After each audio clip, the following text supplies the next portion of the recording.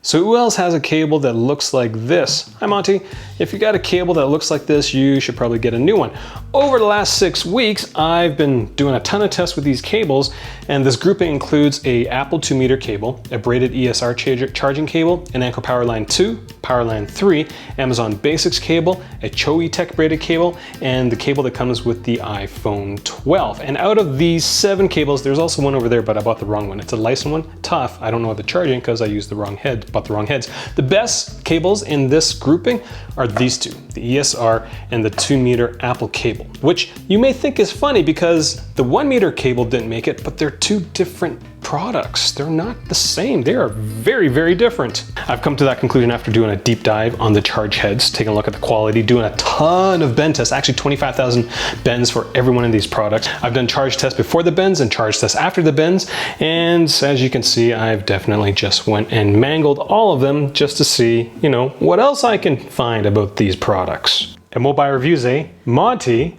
Val, and me, we base our reviews on actual usage. At no point in this video are you going to get one of these. Hey guys, you should totally play the game that I also play myself called Crap Game Raid Mobile. It's a great game, and while you're playing this game, you could be building your site using the Circle Expanse Site Builder on an iPad with a paper wannabe screen protector.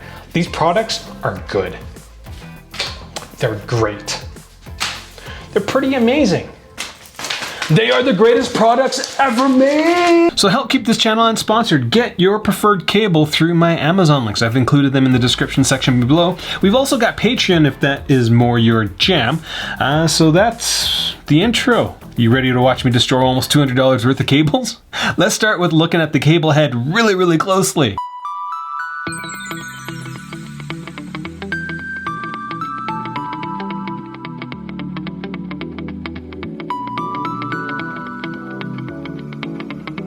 So the first thing we looked at was the quality of the lightning cable heads. Every product in this video is MFI Certified, which means that it meets Apple's qualifications as a charging cable for the iPhone. Now the biggest tell between a MFI Certified cable and a non-MFI cable is the quality of the leads in the cable head. MFI cables will have leads that look clean, smooth, and symmetrical, while non-MFI cables will, well, look terrible and unsymmetrical. For example, this is a close-up of a $10 convenience store cable. Looking under 1200 times magnification, you could definitely see that the leads aren't the same size and the overall finish of the product is incredibly rough. Here's another shot of a non-MFI cable, and the leads are cleaner, but there are still some oddities within the entire head. Now, out of the MFI certified products, the CHOETECH had the roughest looking finish. Under the microscope, everything looked a little rougher, everything just looked a little dirtier. The best looking cable in this video was actually from Apple, which kind of makes sense because, well, it's an Apple product. The only other cable that looked close to the Apple cable was the Amazon Basics cable. Let's talk about the bend test.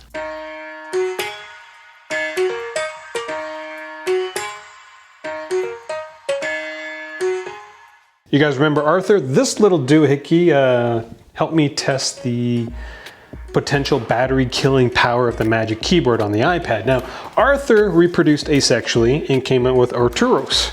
And Arturos has been bending cables straight for about 6 weeks now. So I've got it turned off.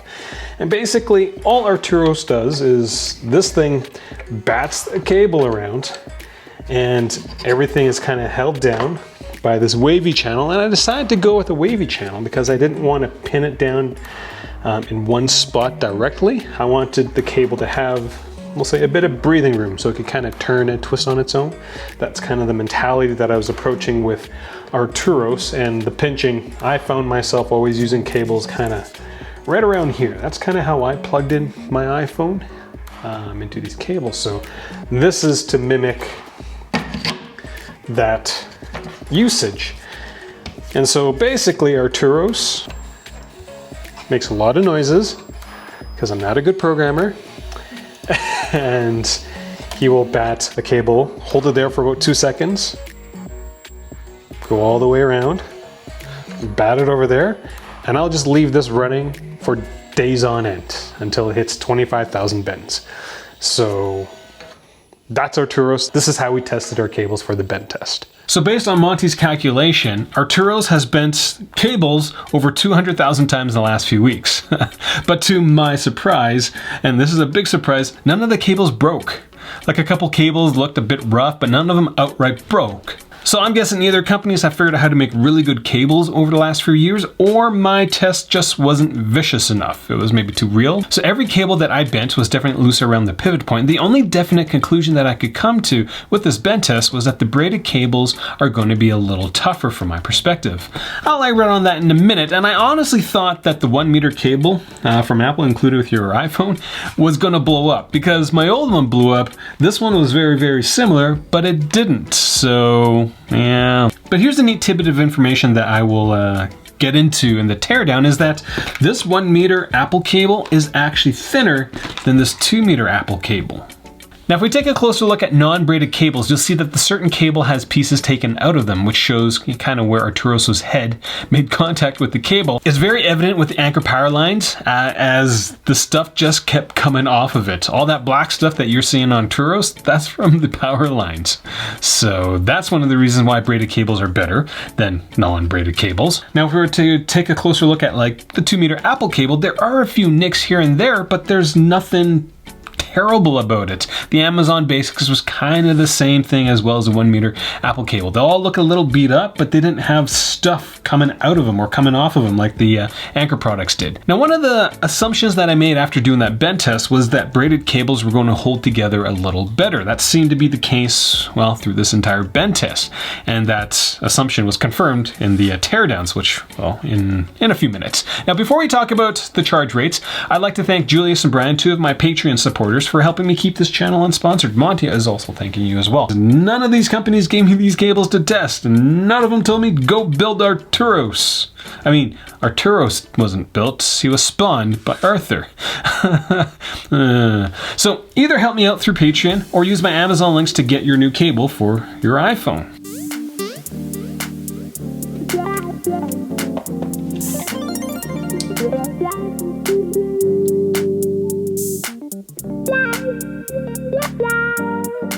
Alright, let's talk about the charge rates. For this video, we measured the time it took to charge an iPhone XS from 20 to 90%. We chose that range because that's out of low power range and it's not into the 90 to 100 trickle charging range.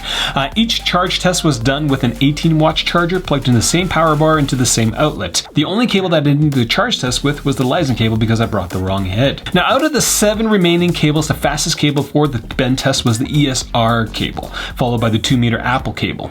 The second slowest was the Amazon Basics cable, and pulling up the rear was the Anker Powerline III. I have no idea why the Powerline III, despite being a newer product, is not that good. Now, I say the fastest and the slowest, and I say it in a way that they're like this big difference. The ESR cable charged that 20 to 90% in 55 minutes and 22 seconds. The Powerline III was at 70 minutes and 17 seconds. So that's not a terrible difference, but 15 minutes, still, you could take that into account, but it's definitely way better than any sort of Qi charger or even maybe the MagSafe charger. In second place in terms of charge rates before bending it was the Apple 2 meter cable at 57 minutes and 4 seconds, and the CHOETECH was third with 58 minutes and 9 seconds. Now, we did the same charge test after we bent the cable thousands and thousands of times, and here are the results. You want to explain it to them?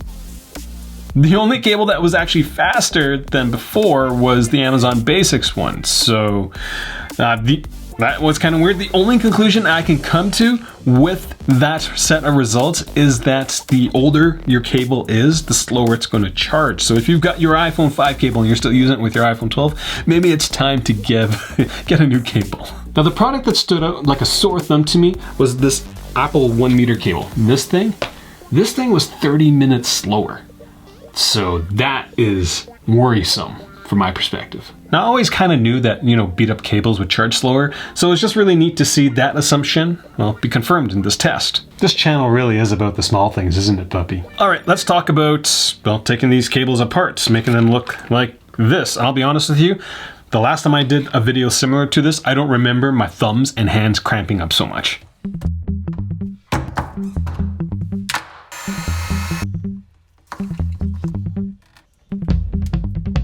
Now, for every one of these MFI cables, there's either a thick rubber head over the lightning connector, a thin rubber head with a metal cap, or a small rubber head with a hard plastic cap. In general, if you had a metal cap on the head, it was braided. I don't know why, but that's how these products just came. Now, after stripping the caps, the majority of the lightning cables look the same. There's the head, followed by a jacket that's soldered to the head. Now, this jacket contains the MFI chips that Apple requires manufacturers to use to get MFI certification. Everything is held together by a copious amount of glue that's just packed underneath that jacket. Now, there were a couple of differences between the heads. First of all, the jacket on the CHOETECH was a little smaller than the rest, so the connection between the cable and the head, from my perspective, isn't as strong. Second of all, Apple's jacket was soldered in 3 to 4 different places as opposed to 2 on every other cable. Everyone else clamps like the jacket together. There's teeth that kind of hold it from coming apart, but Apple clamps and solders those joints in place, so it just makes it a little tougher. We'll say it was so hard to take that thing apart. Other things that I noticed during the teardown was that the glue in the lightning head between the Powerline 2 and Powerline 3 were slightly different, and the plastic cap underneath the rubber cap on the Powerline 3 was much more substantial than the Powerline 2, which is probably why they're saying that you can bend the Powerline 3 35,000 times. I don't actually see where it is. And the Powerline 2 only 25,000 times. And that bend test for the Powerline 3 actually did that for 35,000 times because they said you could, so we did. Now, the biggest difference between braided and non-braided cables is that braided cables have way more layers to them. The first layer is whatever nylon braided cable jacket they use. Then underneath that is a rubber layer. And that rubber layer is very similar to, well, just the normal cables. Now, this is important to note because during the bend test, I did notice that Arturo's had a lot harder time catching the cables, the braided cables, than the non-braided cables, because there's a lot more flexibility in these braided cables. And I say they will last longer because instead of just having one big piece of plastic flex like this on the cables, there's 2.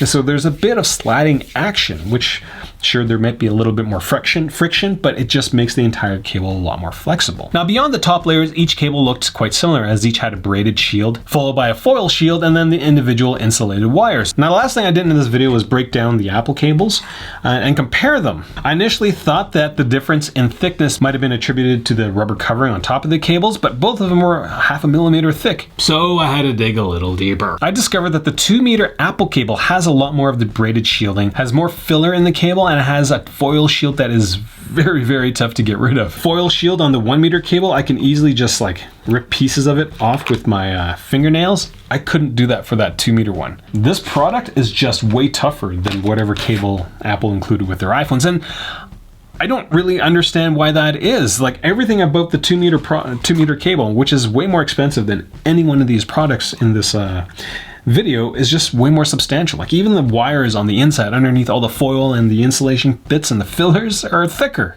And this doesn't really make any sense to me because Apple's on like this environmental kick. Hey, we left out chargers and the headphones in the new iPhone 12s to save the environment, but we're gonna pack in a crappy cable.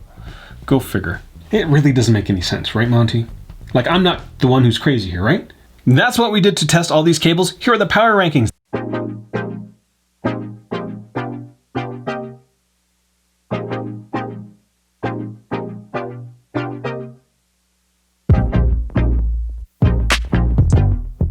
The best cable is the ESR charging cable. Actually, the 2-meter Apple cable tied for first place, but the ESR charging cable is almost 50% of the cost, so that kind of gives it the edge. Next up is a 3-way tie between the Amazon Basics cable, the Powerline 2, and the CHOE braided cable. The Amazon cable had poor build quality, but was most consistent in terms of charging before and after the bends. The Powerline 2 had slightly better build quality and was fairly consistent in charge times. And the CHOETECH showed the least amount of damage during the bends, but it also had the worst build quality for the lightning head. I just want to point out that it's not like first, second, third was very close. The first 2 products, they were up here.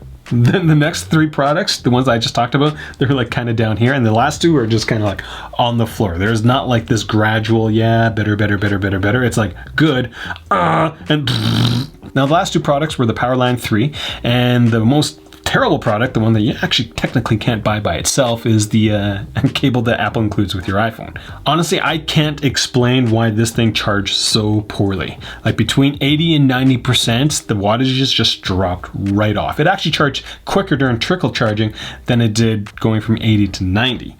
Add to the fact that, well, this cable will break a little quicker than the other Apple cable, and yeah. So that's all I got for this video. Questions, comments, leave them down there. First time watching one of my videos, I do encourage you to click subscribe. Hit that notification bell as well, because every single time that notification goes off, Monty's on YouTube.